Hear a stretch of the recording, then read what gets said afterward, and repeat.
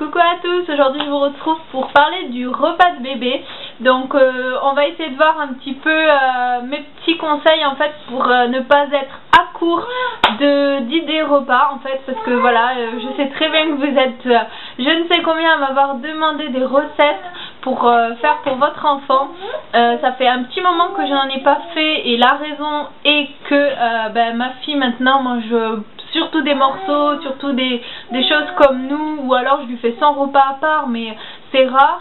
Donc voilà, donc c'est pour ça que je fais moins de recettes, mais je vais essayer de vous aider et de vous montrer un petit peu comment moi je faisais pour ne pas être à court de recettes, enfin pour ne pas être à court d'idées repas, et vous allez voir que je suis sûre que le temps que vous fassiez tout ce que je vous dis, à mon avis, vous avez vraiment le temps pour être à court d'idées. Donc c'est parti.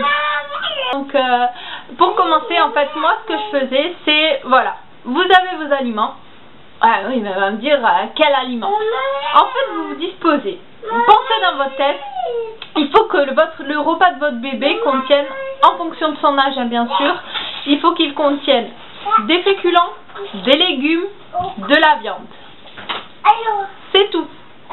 Donc ce que vous faites, si vous mettez tous les féculents, on va dire pommes de terre, ça peut être des pâtes, ça peut être du riz, ça peut être des flageolets, enfin voilà, plein de trucs, des lentilles, enfin donc prenez tout ça d'un côté. Prenez tous vos légumes. Donc les légumes, faites bien attention, regardez bien comment les introduire. Si vous ne les avez pas tous introduits, introduisez-les petit à petit et tout seul, comme je vous avais dit lors d'une précédente vidéo sur la diversification alimentaire. Et n'hésitez pas à demander conseil à votre médecin bien sûr, parce que tout ce que je dis ne s'applique pas à tous les bébés. Faut faire vraiment en fonction de son bébé et en fonction de son âge. Moi voilà, ma fille elle est grande maintenant, et puis ça dépend de votre enfant, s'il a déjà commencé la diversification ou non. Donc voilà, c'est vraiment voir à quel stade vous êtes. Si vous avez vraiment déjà tout introduit et que vous voulez juste des idées repas, cette vidéo est faite pour vous. Donc vous prenez les féculents d'un côté, ce que je vous ai dit, prenez vos légumes. Donc les légumes, il y en a des milliers, hein, des courgettes, des aubergines, des carottes, des haricots verts, des petits pois, des épinards, des brocolis, des salsifis, des betteraves, il y en a plein, du céleri, des poireaux, voilà. Prenez tous ces légumes à côté. Ensuite, prenez de la viande, donc ce que vous avez introduit. La viande, ça peut être de l'œuf, ça peut être du veau, du bœuf, de la viande hachée, enfin vraiment ce que vous voulez.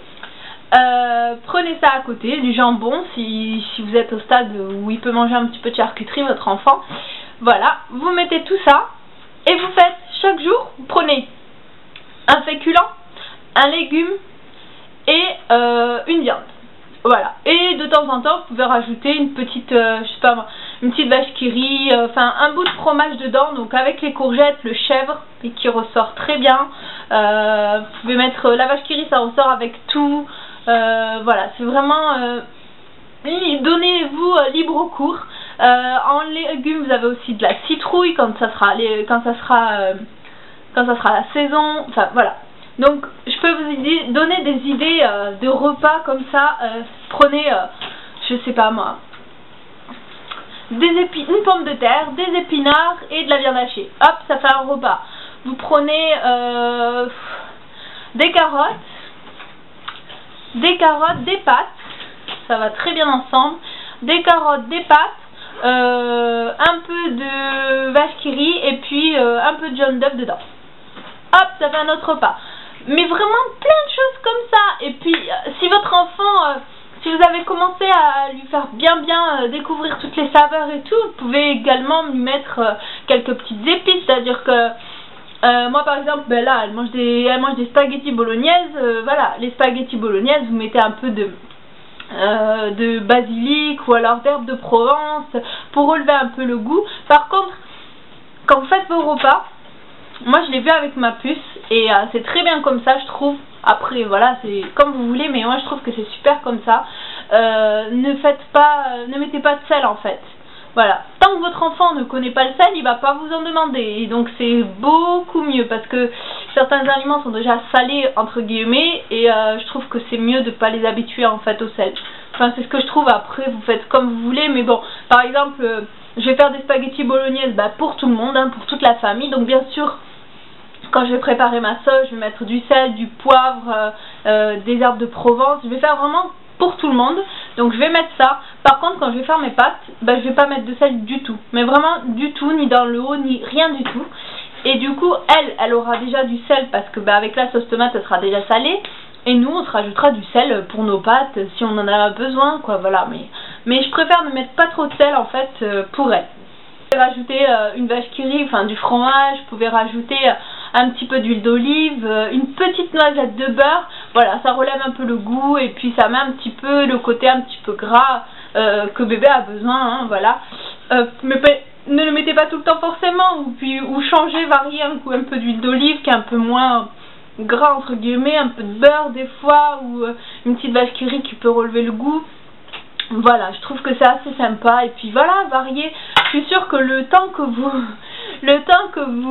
ayez que toutes les combinaisons possibles et inimaginables vous les ayez faites, je crois que ça sera, voilà, vous me demanderez encore des vidéos ensuite, mais voilà, je trouve que c'est une bonne idée de faire comme ça, voilà, de se dire voilà, j'ai tant de légumes, tant de féculents, tant de viande, et puis je fais des mix. Un coup je mets ça, vous pouvez mettre aussi de légumes et un féculent, ou que des légumes et féculents si votre enfant a déjà mangé de la viande dans la journée, voilà, et de ne pas lui en rajouter une couche, ça c'est normal. Voilà, c'est comme vous le sentez et comme vous le voulez.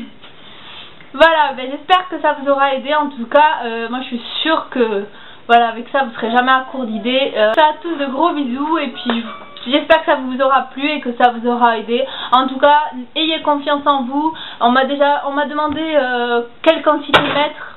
Faites confiance à votre bébé et faites confiance à vous-même. Votre enfant, il ne se laissera jamais mourir de faim. Il a faim, il va vous le demander.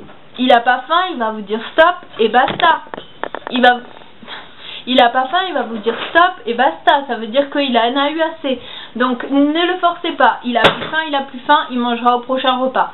Il a faim, rajoutez-lui un tout petit peu et voyez ce que ça va donner, s'il va réclamer plus tôt ensuite ou pas. S'il réclame vachement plus tôt que d'habitude le prochain repas, c'est qu'il n'en a pas forcément eu assez au précédent. Donc vous pouvez lui rajouter un petit peu de légumes dans son précédent repas. Voilà, bon je vous laisse parce que la mienne elle commence à râler là, il faut que je m'occupe d'elle un petit peu. Et puis je vous fais à tous de gros bisous et je vous dis à très vite. Ciao ciao.